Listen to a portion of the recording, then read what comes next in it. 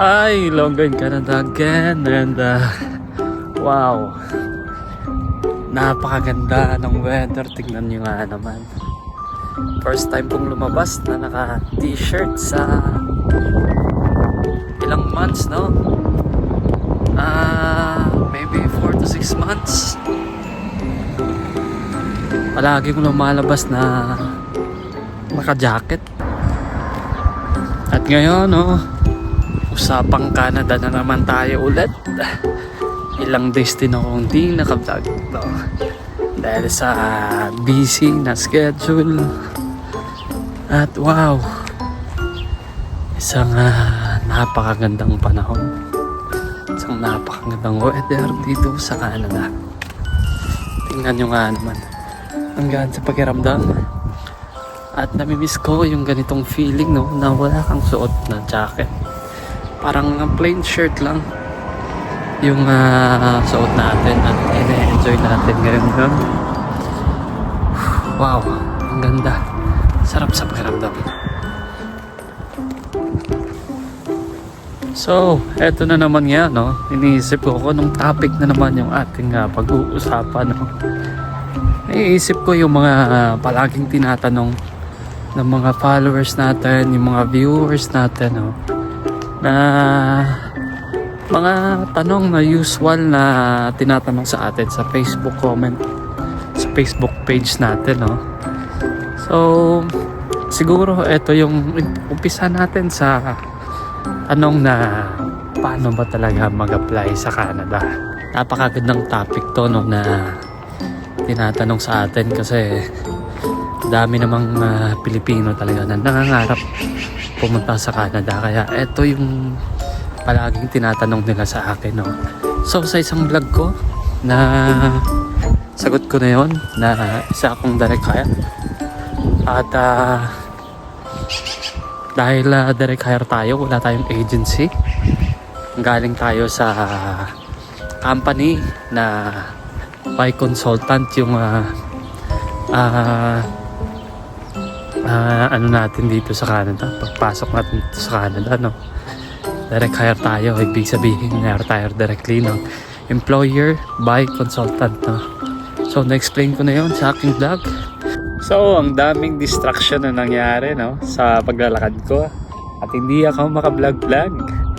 So sabi ko upo lang muna ako dito para mag-enjoy sa init ng araw. Kaya yung pag-uusapan natin, no, yung tungkol sa mga comment ng followers natin dyan, yung mga viewers natin, no, paano ba talaga pumunta ng Canada. So, pang mabilisang advice lang, no, gusto mo bang pumunta ng Canada?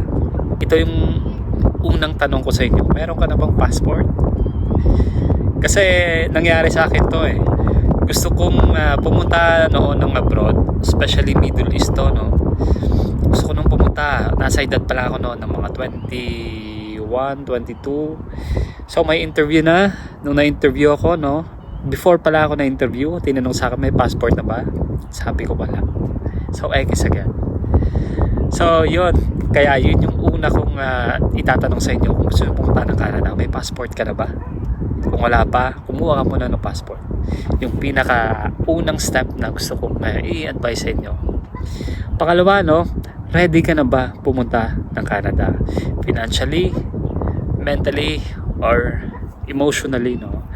Kasi naisip ko, no, noon, siguro kung napunta ako sa abroad na hindi pa ako mentally or emotionally ready, siguro masasabi ko isang napakahirap siguro na yung sitwasyon na mararanasan ko or naranasan ko pag napunta ako sa abroad. Sa yung ibig sabihin ko dito na kailangan maging matured ka na, matured ka na, ready ka na physically, mentally, emotionally bago ka pumunta ng kasi hindi basta-basta talaga pumunta ng abroad, especially sa Middle East, sa Canada, no. Sana ma-homesick ka talaga. Kaya kailangan ready ka. Paano ko masasabing financially ready? Dapat ito rin yung example ko, no? Kasi halimbawa dito sa Canada, pag nag-apply ka na, natanggap ka, kailangan mo ng pera eh. Pera para pag-process ng mga kung ano-ano dyan na kailangan na requirements. Especially yung medical. Halimbawa sa akin, nasa probinsya ako. Nasa Negros, Bacolod. Pag pumunta ako ng Manila, kailangan ko talaga mag-travel by plane. So magkano na yon? Tapos yung medical, almost 15,000 na ata ngayon. Kaya kailangan mo mag-prepare financially. Yun yung second advice ko, no? At yung pangatlong advice ko, siguro bago ka pumunta ng mag-apply, especially gusto mong pumunta talaga ng Canada at nasa fast food industry ka katulad ko, kasi naniniwala ko isa ito sa pinaka-in-demand na mga trabaho dito sa Canada. Masasabi ko nga, pag nagsisimula ka pala ngayon mag-apply, sipagan mo na, no? Sipagan mo na kung nasaan ka man ngayon, ano man ngayon yung position mo. Sipagan mo nang kolektahin mo na yung lahat ng achievements na makakaya mo, no? Kasi isa itong napakalaking bagay, napakalaking puntos para makapasa ka sa interview, yung work experience mo. Halimbawa sa akin, no, nasa fast food industry ako more than 10 years na, 13 years na ata. Tapos hindi ko niyabang to, pero yung mga achievements ko simula nung crew, halimbawa best in lobby, no, all-star, champion, best manager of the month, no, crew of the year, mga professional manager award, yung mga ganong mga achievements, no, isa ito sa mga tinitingnan ng mga interviewers or sa mga employers, yung mga kung ano ba talaga yung work experiences mo, yung mga credentials mo, no, isa ito sa mga tinitingnan, isa itong napakalaking puntos sa resume mo. Kaya magsipag ka na, no, gawin mo na yung pinaka best mo para sa future, no, meron kang pangmalakasang resume na haharap sa interviewer, sa employer para makapasa ka. Yung iba gustong nagpaplanong mag-abroad, pero hindi pa ready.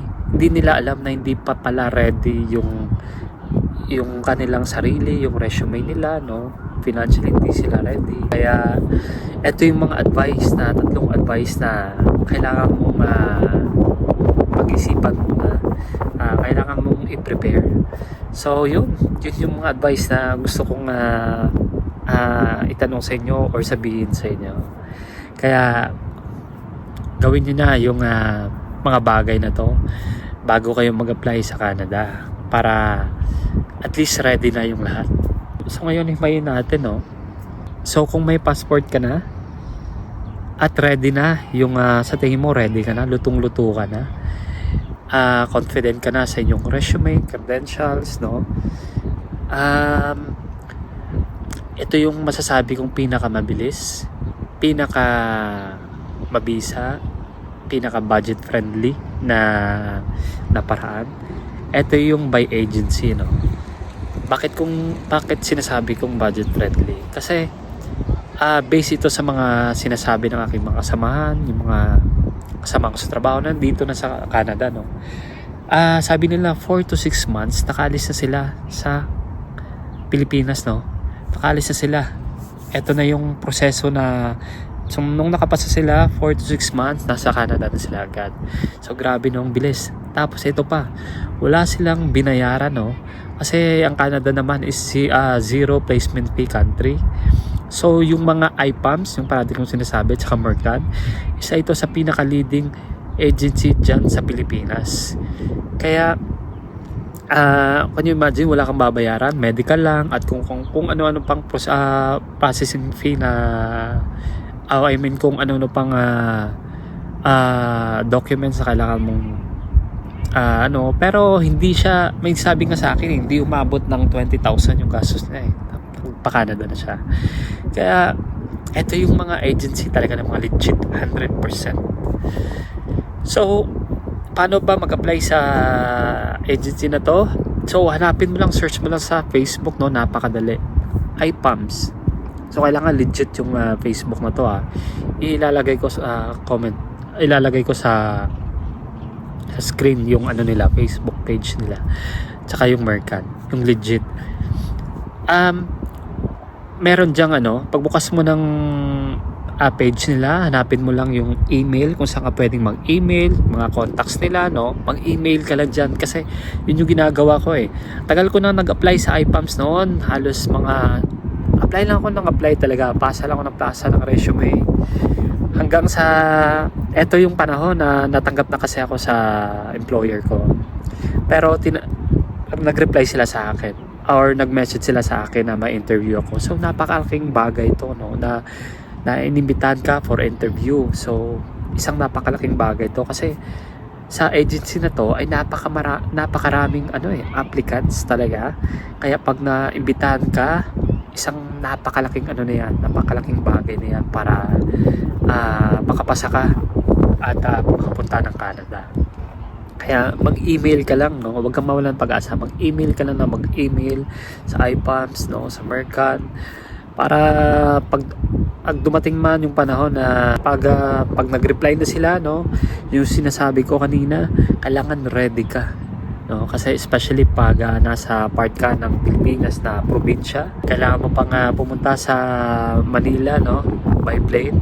So kailangan ready ka financially kasi naalala ko, nag-message sila for interview gabi, for kinaumagahan daw yung interview, kinaumagahan yung interview na. Kaya sabi ko, grabe, napaka-urgent ang kanilang interview sa akin, napaka ikli lang ng panahon. Kaya dapat ready ka kung gusto mong mag-apply, no, dito sa Canada financially. Nung panahon na yun kasi masasabi kong wala pa akong ready pera kaya yun, kailangan ready ka financially talaga. So naglipat muna tayo ng pwesto, no, kasi masyado nang mainit, masyado nang maliwanag sa mata.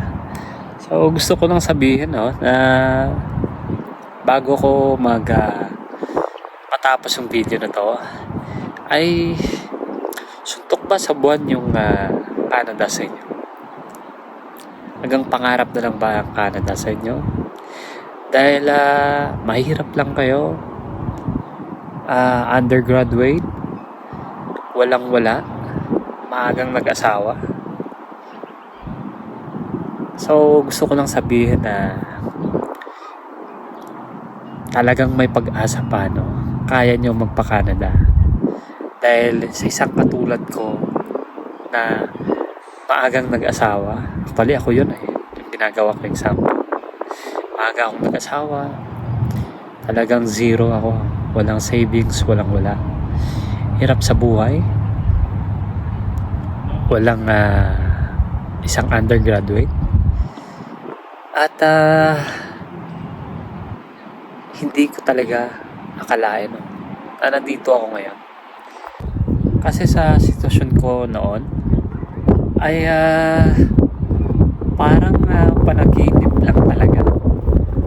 Parang hanggang panaginip lang talaga yung Canada sa akin.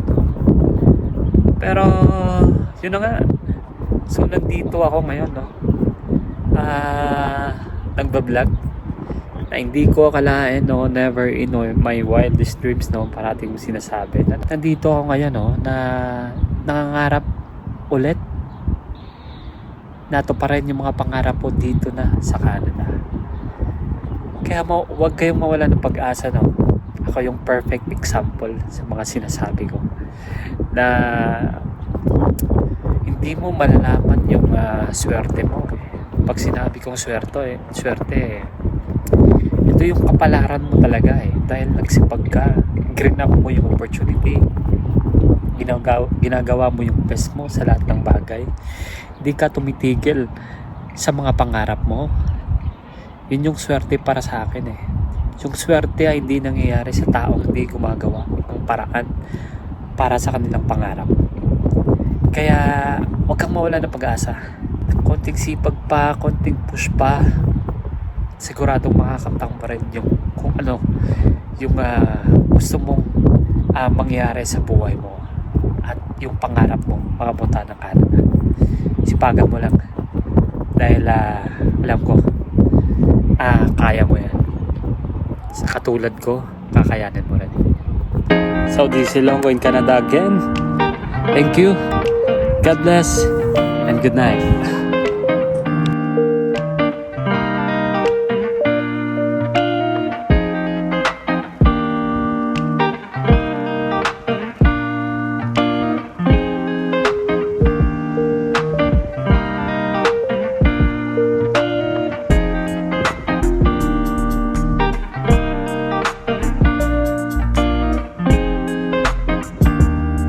Hi, Ilonggo in Canada here. Please like, share, and follow po sa ating page. Salamat.